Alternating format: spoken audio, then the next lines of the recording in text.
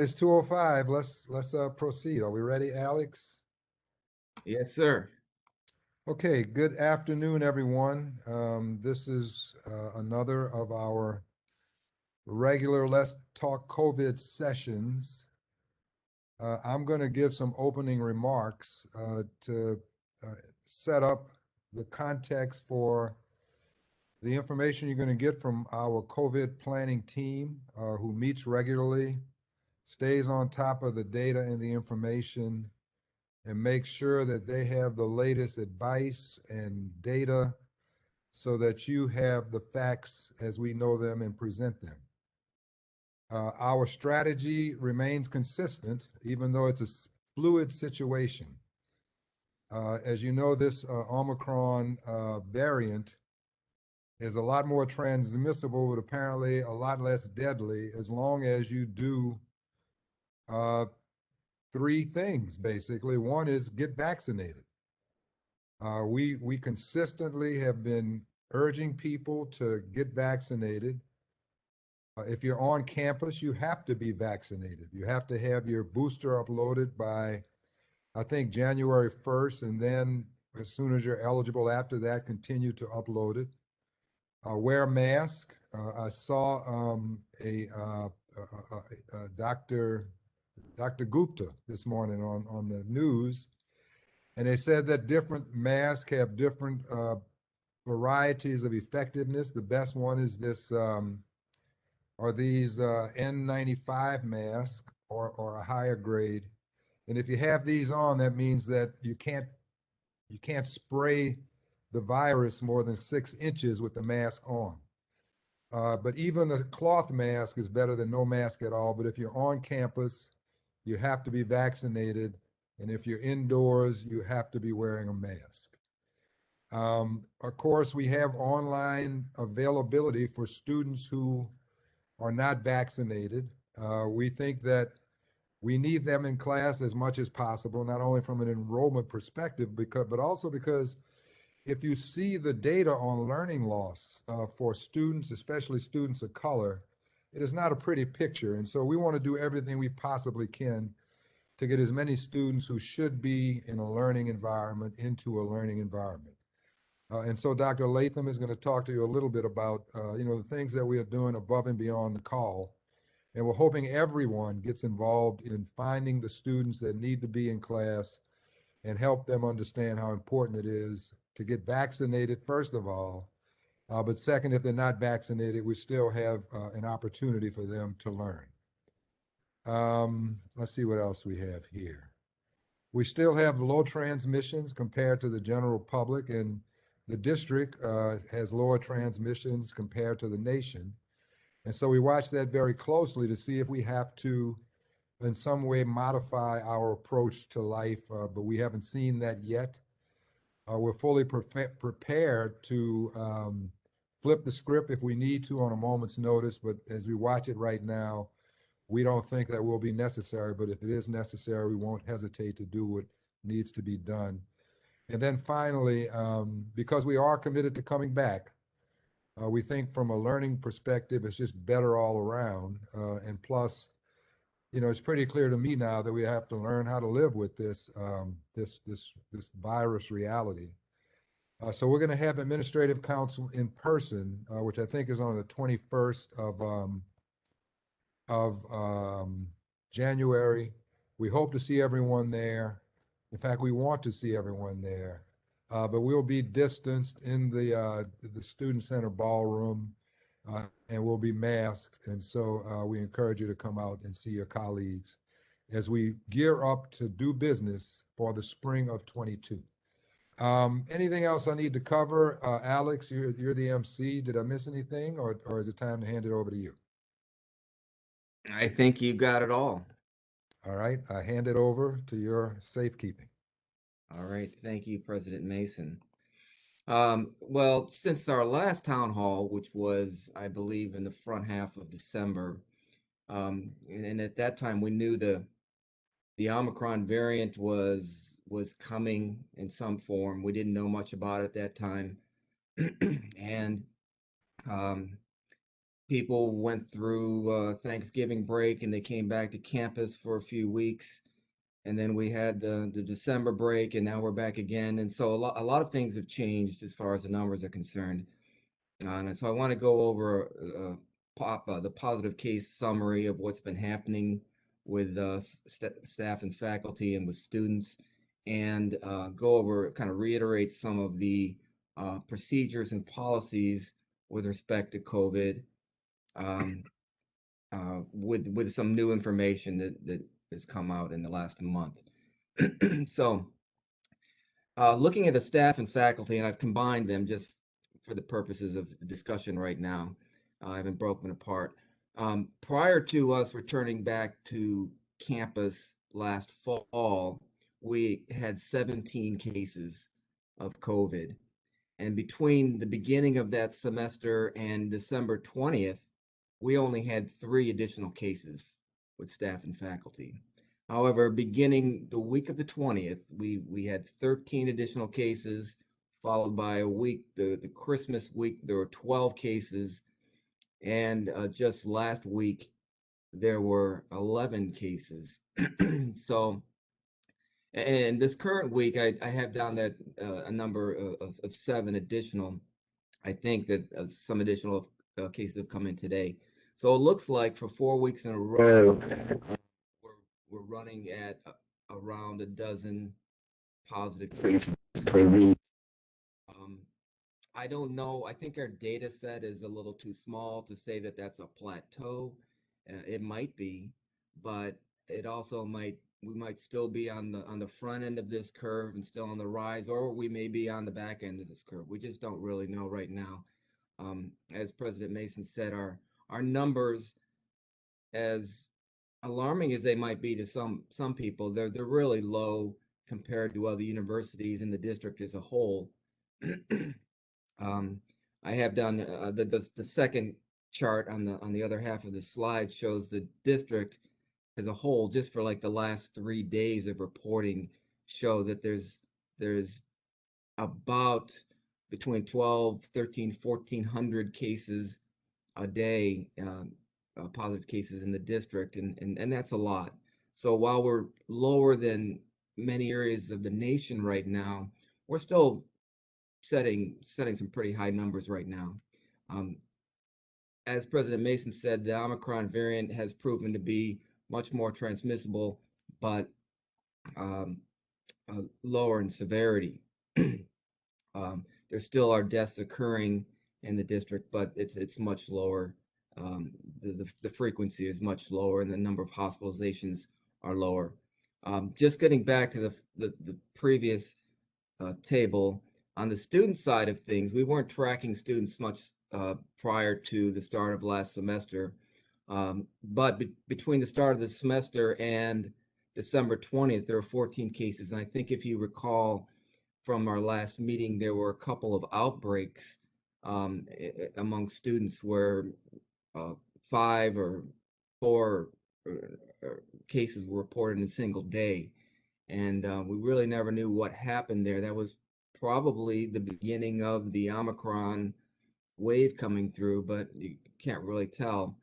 And then the student reporting data is sort of sporadic from week to week.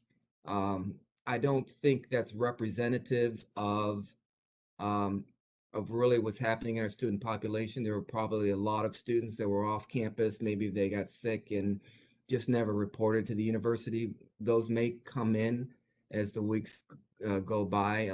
The numbers, sometimes I have to go back to previous weeks and change the numbers because somebody might say, for example, here's my clearance test. Oh, by the way, I got COVID. And so here's my initial test and my clearance test all at the same time. I mean, that's happened a few times. And so um, the good news is that people are getting well. They're completing their isolation period, and they're getting their clearance test and their clearance to return to campus. Right now, I think I have the numbers there that there are 29, about 30 people that are not yet cleared to return on the faculty and staff group, and there's about 18 to 20 in the student group.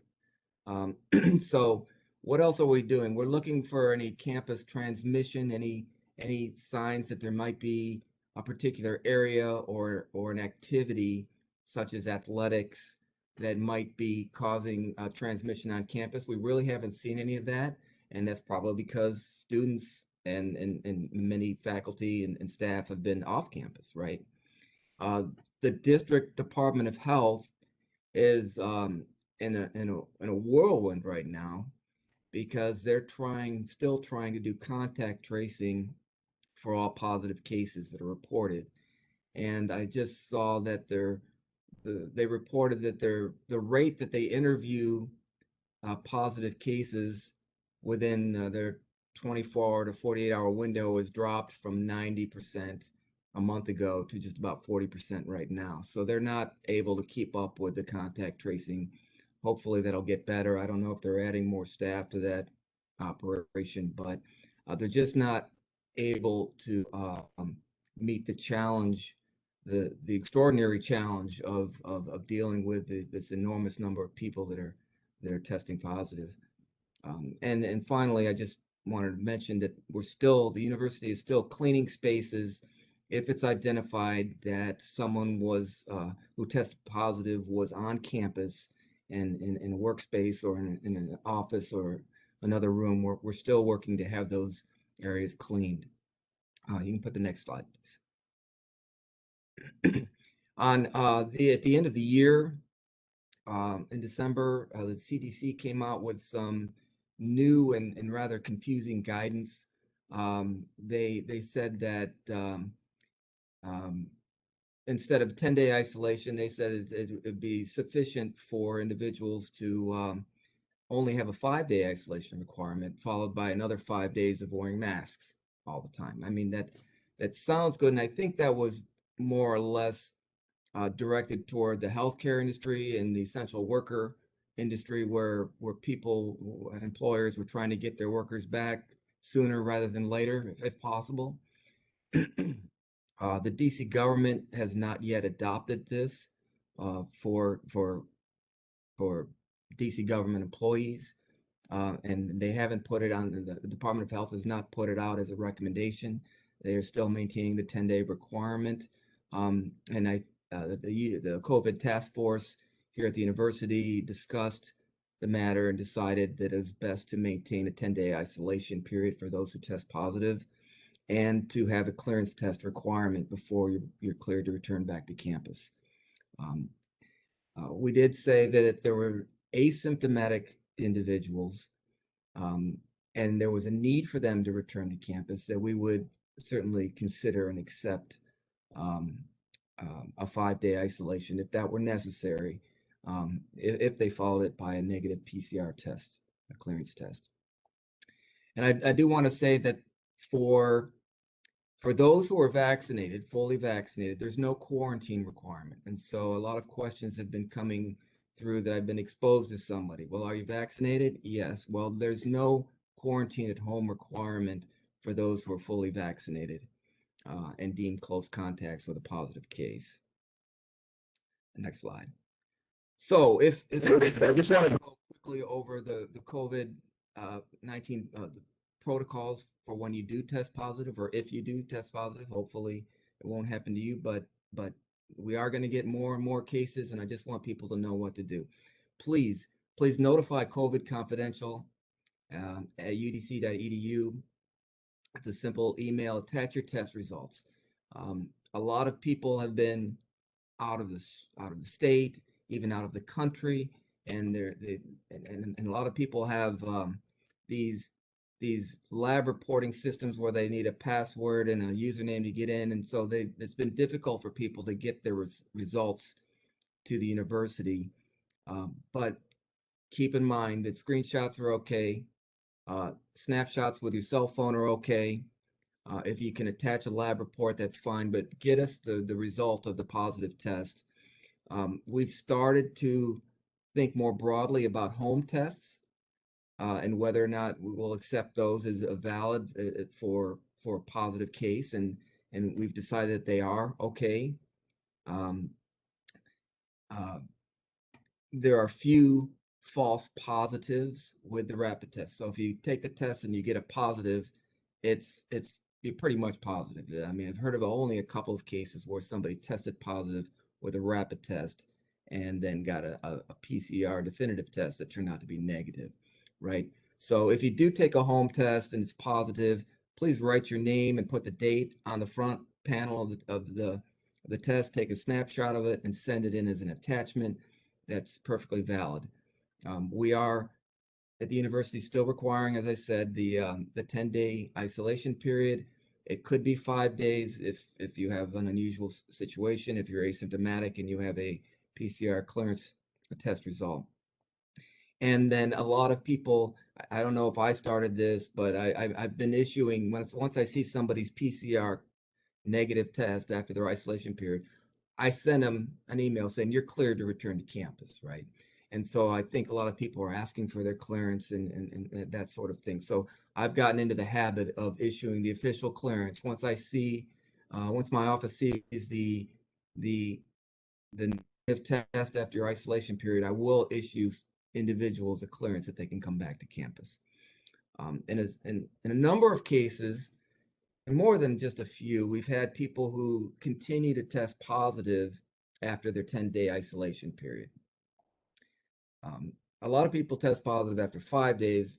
Some people test positive after 10 days, and they say, "What do I do?" Well, I think what the task force has recommended is that if 2 weeks go by and you're still testing positive, you may need to get a doctor's note or a medical opinion letter stating that you're no longer contagious, because you may be still symptomatic with something else. You may have other complications. But if a doctor is willing to state that you're just still testing positive, which is entirely possible, and you're not contagious, if he's willing to state that in a letter, we will accept that in lieu of the negative PCR clearance test result. Next slide, please. Just quickly on the booster, I know that Dr. Williams will be talking a little bit more about the protocols here at UDC for uploading your proof, but the district just came out with a slight adjustment to when you get your boosters. It's 6 months after your initial set of shots if you got the Moderna, if 5 months after the initial set for the Pfizer, and 2 months after for the J&J. There's been a lot of talk about mixing and matching the booster shots. I'm really not going to talk too much about that. I don't really know what the official guidance is, but you are eligible at some point to receive your booster, and you should get your booster. And as President Mason said in his opening remarks, we are required to get our booster and upload them to the system by January 31st. Some people may not be eligible to get their booster by January 31st, depending on which vaccine they received. But we'll certainly work through the situation and with people as we go forward on a case by case basis. The mayor, quickly on the last slide, the mayor came out with a new order stating that beginning January 15th. This proof of vaccination is going to be necessary for entry to public spaces, bars, clubs, fitness centers, other types of venues beginning, as I said, on January 15th. That's going to be a requirement for people, for everyone in the district. And so this is something that's kind of gone beyond the university's scene. It's gone beyond the district government. It's that now that everybody has to have a proof of vaccination required to get into certain buildings. So keep that in mind. Next slide, please. Campus testing update. We discussed in our last meeting how we were bringing on a resource to assist the university with testing, and we did that. And we're not certain how that's going to continue from this point moving forward, but I will say a few things about testing. We're still doing weekly testing for the university high-risk groups, those essential workers, the students and residents, student athletes, and other groups of people that have been deemed high risk. We are testing Tuesdays and Wednesdays for 6 hours between 10 and 2 p.m. And I think beginning January 17th or 18th, they're going to be testing on Thursdays from 2 to 6 p.m. Perhaps I think Dr. Williams will make a correction on those hours. But please, anybody can get tested at the university. Particularly if you're symptomatic, or if you want a clearance test, you shouldn't be on campus if you haven't been cleared, but you can go to get yourself tested. All right, please call University Health Services to make an appointment if you can. Beginning in February, we're going to move all testing to 4225, which is just across the street. We're going to have a nice operation there, and we're going to begin to do all the testing, and that will allow us to sort of test higher volumes of people and more efficiently, and it will free up the health services for other types of matters that the health services group faces. The mayor, in her last in a situational update, which was on January 6th, mentioned that if you receive a positive result from a rapid test, you don't have to confirm that with a PCR test. Again, that's because of a couple of things. One, that there's very low false positivity rate with PCR or with rapid tests, but also because there's just a shortage of tests. You can get at-home tests, and you can get these PCR test yourself kits at various locations around the district. As far as I know, they've caught up to the demand in the first few days or first week or two. There was just an amazing response from citizens who wanted to get their hands on these tests, and so they kind of ran out and were behind in shipments. But I think they're caught up, and so if you do want at this point an antigen test or a PCR test yourself kit, these are home-based kits.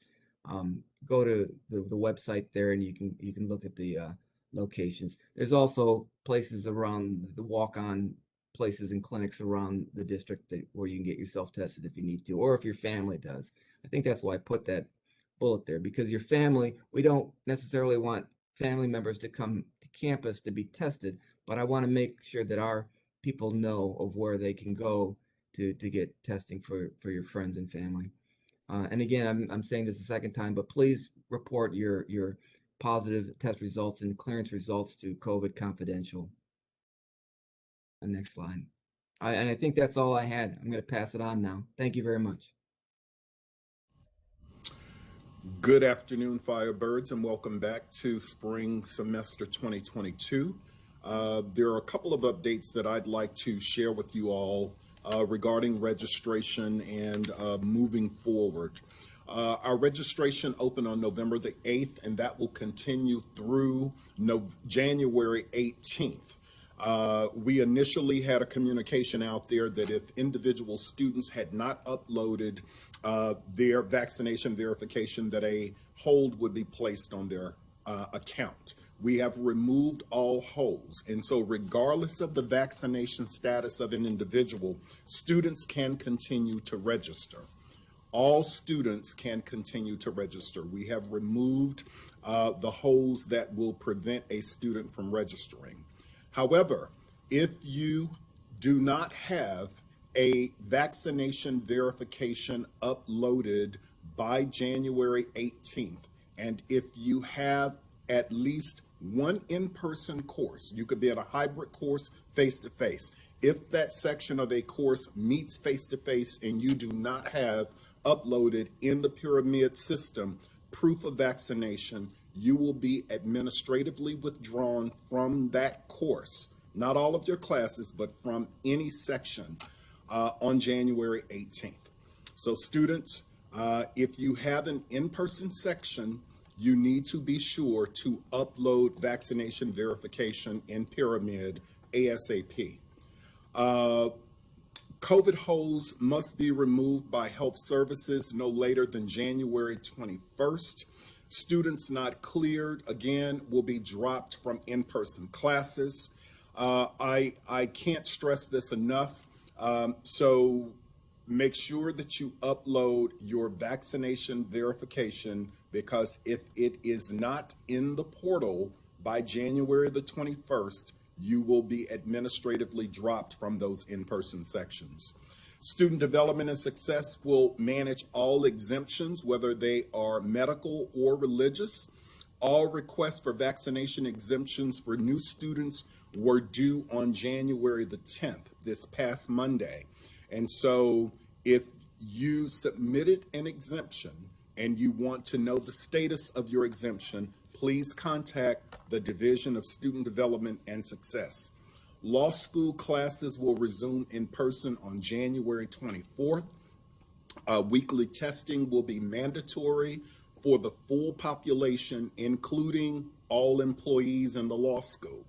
Law school testing will be on Thursdays between the hours of 2 p.m. to 6 p.m. On Thursdays weekly at 4225. Further details and additional information will be available at the UDC RISE website, and we encourage you to visit that site frequently. That's all I have, Alex.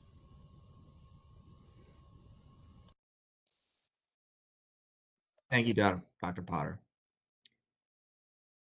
I believe the next slide will be Dr. Latham and Vice President Sullivan.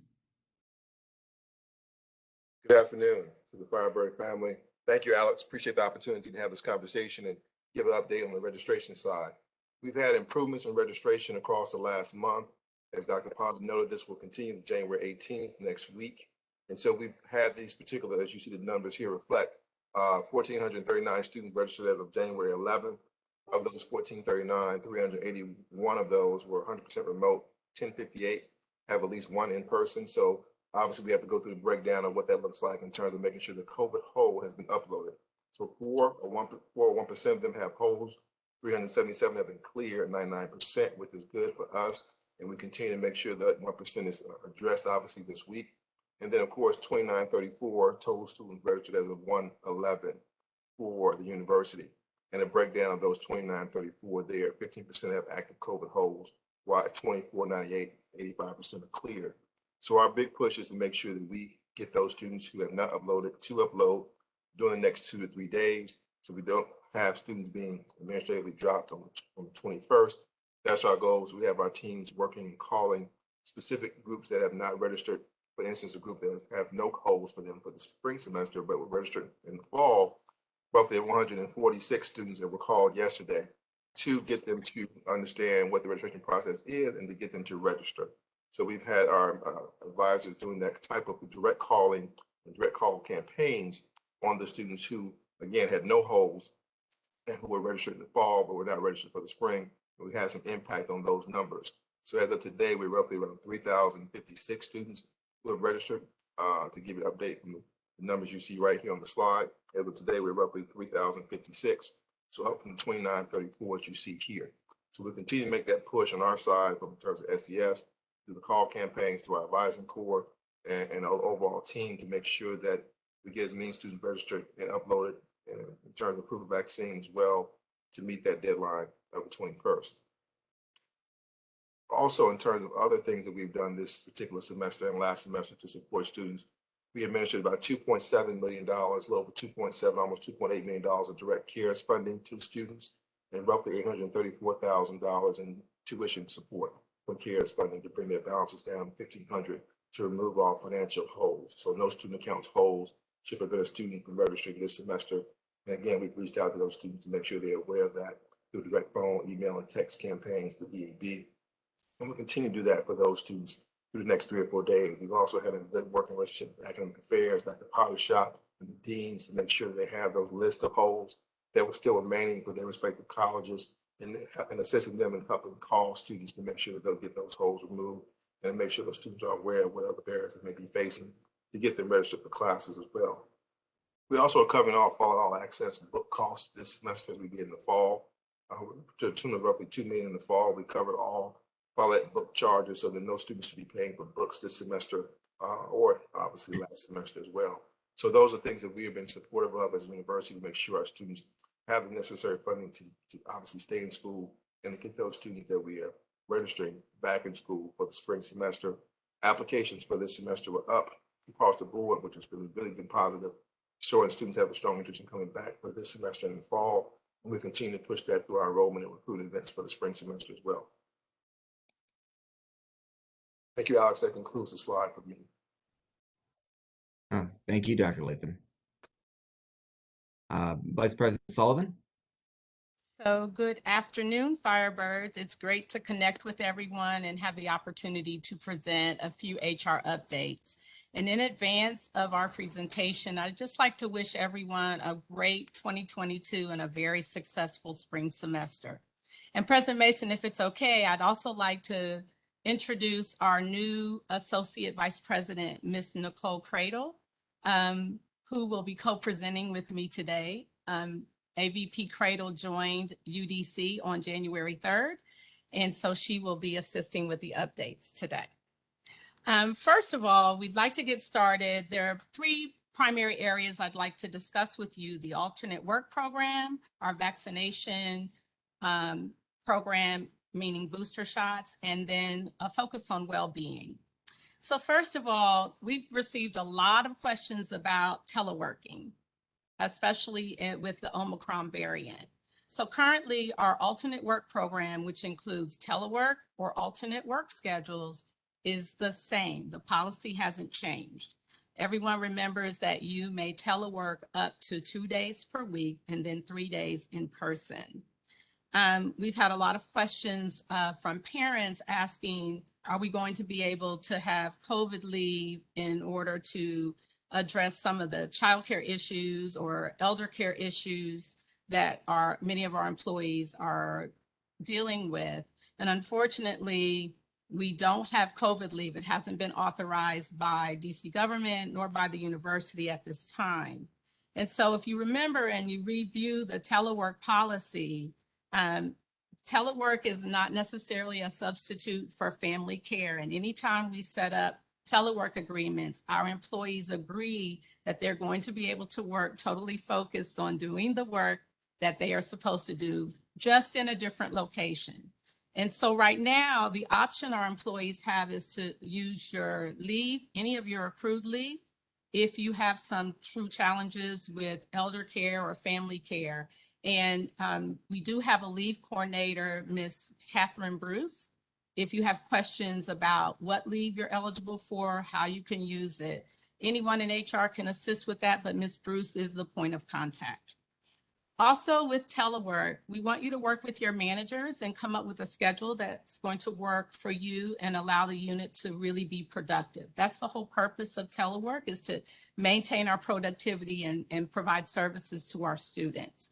So work with your managers. Please ensure that you get your telework plan submitted, approved by your manager, and then submitted to HR as soon as possible. The final thing about telework I'd like to share is there were a number of employees who were granted waivers to live outside of the DMV. Those waivers ended on December 31st. So please monitor and adjust. If you haven't moved yet, you need to get here quickly. With respect to changes or updates to our vaccination program, as Mr. Bako shared earlier, we are requiring the booster shot. In my next slide, I'll talk about just that process.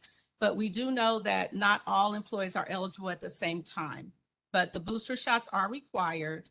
And for any employee who needs to request a medical exemption or a new employee who needs to request a religious exemption, please know that medical exemptions are submitted to Student Health Services, religious exemptions to the Office of Human Resources for employees.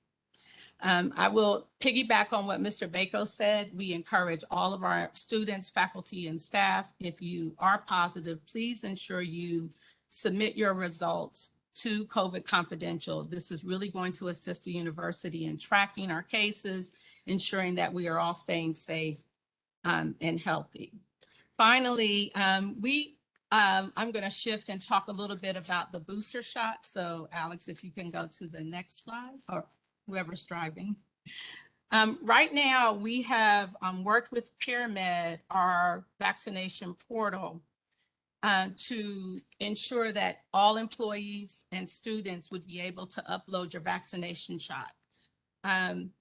Please remember, I saw a question in the chat about, well, what if you're not eligible for your booster shot just yet? We are aware that is a rolling deadline and eligibility when employees can or students can take the booster. So you don't need to submit anything to tell us that you're not eligible for your booster yet. We can determine that by looking at the data in the student health portal, because if you're ready for your booster or waiting for your booster, your initial vaccinations are already there with the dates. So please, you don't need to submit anything. You don't need to call. We will be able to see your vaccination data in the student health portal. I really would like to, for those employees who have their boosters already, you must upload it by January 31st. If not, you'll be receiving for employees a letter from HR as a reminder. And if you have questions, just please call our office or send an email to UDC HR. There's a screenshot here that I just like to point out. You can get information or have access to the instructions on how to upload your booster by going to the RISE website or going directly to the student health portal, their immunization page. But there are 3 critical steps that you must do in order for your information to be accurate in the system. Number 1, once you get to the page where you can actually upload, you must select your vaccination type. And it's literally listed on the screen, and this is what the screen looks like when you log into the portal. The second step you must do is make sure that you put in the date of all of your vaccinations, or the date of your booster in this case. Finally, the third step is to upload your actual vaccination document that is proof that you have taken your booster. Unfortunately, we had a number of our employees and students who logged into the portal and just uploaded the vaccination card. That does not meet the requirement. We need you to actually list the vaccination, list the dates, and then upload the card. And that way your records will be complete. Okay. But all employees, I encourage you to go to our website, to the RISE website, and review both the vaccination policy and the alternate work policy. And that way some of your questions may be answered, but if not, you can always contact HR by going to udchr@udc.edu. And so for the next slide, Ms. Cradle. Good afternoon, Firebirds. I am excited to be here and even more excited to announce the launch of Headspace, which is a new wellness initiative for employees. I know there is a lot of discussions around vaccinations, boosters, telework, and returning to work. So this is actually a tool that will help all of the employees as we navigate the new workforce. So the university is prioritizing wellness initiatives that is beneficial to the holistic workplace. Headspace is an app that can be used on any of your electronic devices. It's free, no cost to employees, that offers guided meditation, breathing techniques, and other supportive tools for personal and professional support. This app, again, will be available to all UDC employees. Be on the lookout for an email or any communication coming, and as the launch is coming on January 18th. We're so excited to provide resources to help one another through this pandemic as it's continued. But we want to be able to provide resources to help managers, employees, so that we can be our best selves as we return to the workplace. So again, I'm excited to be here. Look out for more health initiatives and wellness initiatives to help us be more productive in the future. So I hope everyone enjoyed the rest of their afternoon. That's all for us, Alex. Thanks. Thank you both, and thanks to all the presenters, and welcome AVP Cradle. I've heard some good things about Headspace. I look forward to getting into it. So, wow, we've got a lot of questions and comments in the chat. I think our total attendance is nearly, at one point, 170 people. And there's a lot of comment, a lot of back and forth. I don't know if these are all questions that should be put out necessarily to the group, but let's try to capture a few of them. And I will say this right now: if anyone has questions, I'm going to put my email address in the chat so that you can, if we don't get to them today and you have a question that you want to be answered, you can email them to my attention and I'll make sure that we get an answer for you from the appropriate office. So just to looking at these, there's a lot of questions about the vaccine, whether or not it works, it doesn't work. We'll talk about it in a second in some of these comments. But first of all, how many people on campus have a religious exemption for the vaccine? That was from Angela Michaela. So Alex, with respect to employees, we have there's a total of 14 religious and medical exemptions combined. And so in that, there are 12 religious exemptions. Thank you. I'm going to skip to try to get to some of these comments that might capture a lot of the other ones, but somebody, yes. Hi, this is Dr. Tisha Williams. With respect to students, we have a total of 31 religious and medical exemptions, and we have about 30 that came in over the break that are under processing. Again, the deadline has passed for submission. Thank you, Dr. Williams. A comment from Ms. Moore that the vaccine isn't a sure result against COVID. It helps to reduce the symptoms. So if you've taken both vaccines and the booster and you still got COVID, your symptoms will not be as severe as someone who hasn't taken any of the vaccine. That seems to be true. That seems to be what I'm hearing. And again, it's not a vaccine to prevent you from getting COVID. It's a vaccine from going to the hospital due to complications from COVID. And more than that, is to keep you and those around you from dying due to COVID. That's the purpose of our vaccine program. Is testing of all faculty staff mandatory? No. I will just say that it's not mandatory for all faculty and staff. Those who are at high risk groups, they know who they are, or they're contacted by the university and informed that they will have to participate in mandatory testing. It is not for everyone.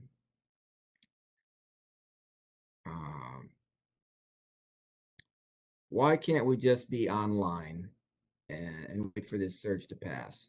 Other schools are doing online for a period of time. I think Dr. Potter, is that a question for you? So there are a couple of reasons why we are not fully online as a university. And I think the first important reason is all learners don't learn exclusively through online platforms and modules. The types of students that we recruit to the University of the District of Columbia all come with varied kinds of learning abilities. And so the university is really focused on accessibility. And what I mean by accessibility is that some people work, some people have childcare, some people have elder care, and in all things considered, we have tried to create instructional ratios across the university that would afford students the opportunity to select in person if that works for them, hybrid if that works for them, and or fully online through emergency remote instruction. We know from the data the loss of learning is real, and our students are not exempt from that. And so as an institution that is largely commuter, we have to be responsive to the needs of the overall population. The University of the District of Columbia is not every other institution, and so we are being responsive based on the data and the needs of our student population collectively. Thank you, Dr. Potter. There's a great comment that I'll just paraphrase that we have, the campus has some hearing impaired students and other community members. And so it might be a good idea in practice to have closed captioning, subtitling, or have an ASL interpreter on these meetings. I think that's a great suggestion. I think President Mason's got 2 thumbs up. Thank you very much for that. How's contact tracing being done on campus? Well, the university has not been doing formal contact tracing unless it's obvious from the reporting of the case as to who may have also been in contact with someone who tested positive. We were relying on the DC Department of Health to do this. And as I said during my portion of the presentation, they're a little backed up. And to be honest with you, at some point, if they can't get to certain people, I mean, if a certain time period is passed, it is what it is. If you haven't done the contact tracing within a certain time period, well, then other people may have been infected, and then that's unfortunate. But we're doing the best we can with contact tracing. So if those who cannot get the booster, they're not eligible to get the booster by January 31st. Will they have to continue with weekly testing or submitting anything else? No, Alex, if they have taken the first 2 shots and they're just waiting until they're eligible for the booster, no. They fully met the requirement, and as long as they stay on track with their booster schedule, they'll be fine. Thank you. Ms. Romero commented that the 5-day isolation period makes no sense. It needs to go back to 10 or 14 days. And that's pretty much what the COVID-19 task force felt, that we're going to keep it at 10 days unless there's a circumstance in which somebody should or needs to come back sooner than that. If the vaccine reduces symptoms, how are you testing asymptomatic people? What sanitary measures is the university taking? I guess that's a cleaning question of cleaning spaces. How are we testing asymptomatic people? We're not doing, as I just said, a widespread testing of all individuals. We really just don't have the resources or the facilities to test everybody on a recurring basis. And I don't think that's really how I've only heard of one location where that's being done, and it's China, right? I mean, I don't know. I think the rest of us are doing the best we can to protect ourselves, and high-risk people are being tested at a certain frequency. I'm trying to scan some of these to see what's been answered and what's not been answered. Are you sure how this is COVID confidential? Yeah, that's how COVID confidential is spelled. If I misspelled it in the slide, that's my bad, and I apologize. But it is COVID confidential at udc.edu, not COVID space, just COVID confidential, one word. Jake Thank you. corrected it in the chat there, Alex. Yes, thank you. You're going to test positive for up to 90 days after the first week. Since you were first infected, you are no longer contagious, but the virus is still in your system. Yeah, that's a comment that I made, in that some people are testing positive, particularly with both the rapid tests and PCR tests. People are still receiving positive results after they're no longer contagious. But as I said, also, some people have other complications. They may be suffering from something else. And so we just don't want to let people come back without some indication, either a negative clearance test or a note from a physician indicating that they're no longer contagious. Thank you for that. Is a negative test result from a home test accepted as reliable? Okay, well, that gets into a whole, and that was sent from Dr. Nietzsche. Yes, there is a greater degree of false negatives that we see with the rapid tests, the home tests. And so if you test negative using a 15-minute rapid test, you may very likely be on the front end or the back end of your infectious period, and that test is just not picking it up. And that happens in, I think, about maybe 30% of the tests.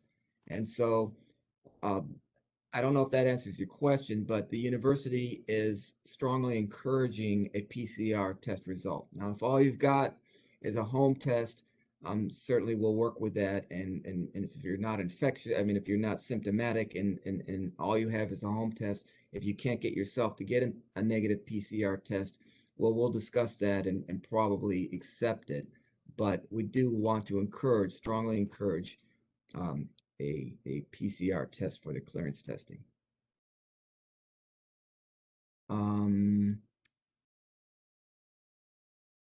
If you have to quarantine at home and are not sick, will you be allowed to work at home? And is the mayor going to restore COVID leave? I know who should answer that question. There she is. So, thanks, Alex. So I don't know whether or not the mayor is going to restore COVID leave. I know there have been conversations regarding that, and we will just have to wait and hear from the mayor. And the first part, if you are at home and you are not symptomatic, but you're positive and you're able to telework, you would work that out with your manager. Thank you. There's a comment from someone that the university does not have to mandate the vaccine to everyone. Well, the university went along the lines of what other universities, many other universities are doing, and with what the district government did to require the vaccine with our population on campus. Certainly, there's a lot of people talking back and forth about that point, and I'll just leave it at that. Alex, can I say something? Yes, sir. So I was following the chat, and there was a healthy debate between freedom and the need to be vaccinated. Just from my own perspective, this is a question of the greatest good for the greatest number. And someone commented that you have to be vaccinated to go to elementary school, you have to be vaccinated to go to high school, you have to be vaccinated to go to college. This is just another vaccination requirement. And the science says that the vaccination is the best way to protect everybody to the highest degree. The vaccination doesn't stop you from getting the virus, but it certainly diminishes your chances of getting seriously ill or going to the hospital. And then there was a long conversation back and forth, and both sides of the argument were put into the chat. And I absolutely agree with the folks that say that the vaccination is the best route to go. So I just didn't want you to have to try to answer all of that back and forth. Right? Thank you, President Mason. And it's not surprising that this whole debate about vaccination and mask wearing is become what it is. But you're certainly correct in everything that you brought up. Somebody just wants to make sure that we're returning to in-person classes on Tuesday, January 18th. The answer is yes. Well, we're getting close to the end. I'll try to see if I can pick out a couple other good questions. A faculty member asked if we were going to supply N95 masks to the faculty. I thought that was a good question. That was a good question. I believe that the university received a very large supply of either N95s or KN95 masks, those that have the higher degree of protection. And yes, they can be distributed to faculty and to anyone on campus. I would suggest. I would just provide some guidance on that. I think, Dr. Turpin, all deans have been provided with a stockpile of N95 masks. I would encourage you to reach out to your respective deans of the colleges and schools. They have PPE, and N95 masks are available for faculty and staff. Thank you, Dr. Potter. Now, as I said, if I don't think I'm going to get to many more of these questions. I want to thank everybody for such a robust chat back and forth. This is great, great stuff. I want to encourage people to email me questions that were not addressed here today, and I will make sure that I get the right person to provide an answer for you. And I think I'll just turn it back over to you, President Mason, for some closing comments. Well, I just think it's great that we have so many people interested and engaged in the question. Look, our job is to make the university and its people as safe and protected as we possibly can. We have a team of experts that monitor the science and the situation on a regular basis. We tell you what we know, we give you our best opinion, and we do what we think is best for the people that we are responsible for. Some may disagree, but so far, we feel like we're on the right track. And if it ends up, if at some point it looks like we're not going to hesitate to say that and make a change. But for now, we feel like this is the way to go. But we do thank you for being so engaged, so participating. And I really enjoyed the debate in the chat, but I told you what side of that debate I'm on. So thank you all very much. Great, and we'll let you know via email with other announcements of the date of the next town hall. All right, please be safe, everybody, and have a prosperous semester. Take care. Thank you, Alex. Happy New Year, folks.